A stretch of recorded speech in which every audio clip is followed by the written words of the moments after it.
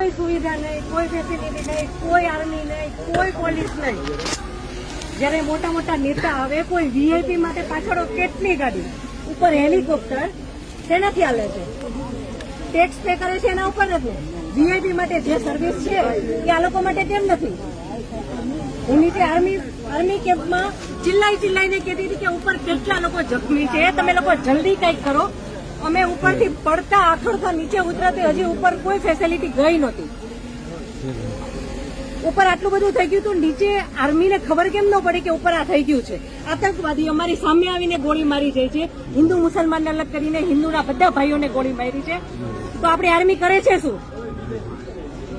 લાખોની સંખ્યામાં આર્મી હતી ત્યાં, અને જે ટુરિસ્ટ પ્લેસ છે ત્યાં કોઈ આર્મી મેન નહીં, કોઈ પોલીસમેન નહીં કે કોઈ ફર્સ્ટ એડ કિટ નહીં, કાંઈ જ સુવિધા નહીં। એમાંથી એક આર્મી મેન એવું કહે છે કે તમે લોકો ઉપર ફરવા શું કામ જાઓ છો? હવે તમે મને એ વાતનો જવાબ દો, જો આ રીતનું હતું તો તમે અમને જવાબ શું કામ દો છો? નહીં, હવે મારા ઘરનો સ્તંભ વયો ગયો છે, હવે તમે મને પાછો આપો, મારે બીજું કઈ ન જોઈએ। આજ પછી કોઈ દિવસ કોઈ વોટ જ નહીં કરતા। જો આપણી ગવર્મેન્ટને પોતાની જ સુવિધા રાખવી છે, તમારા પાછળ કેટલા વીઆઈપી હોય છે, કેટલી ગાડીઓ હોય છે, તમારો જીવ છે, આ ટેક્સ પે કરે છે એનો જીવ નથી?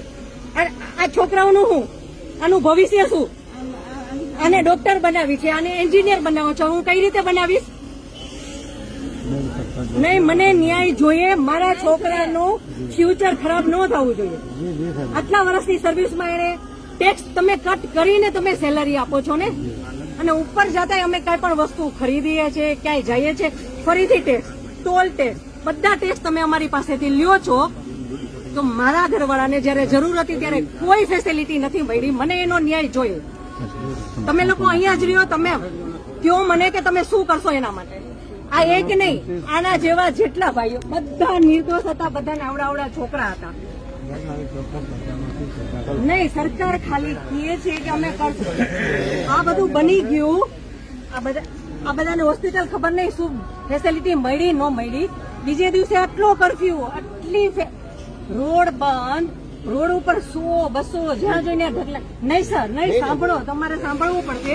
જયારે બધું પતી જાય પછી આપણી ગવર્મેન્ટ આવીને ફોટા પાડે છે કે અમે આર્મી ઓફિસર અહીંયા હતા, પોલીસ અહીંયા હતા, નેતા આવ્યા છે, પછી શું કામનું? અને આર્મી ઓફિસર એવું કેમ બોલી શકે કે તમે લોકો ઉપર જાઓ છો શું કામ ફરવા?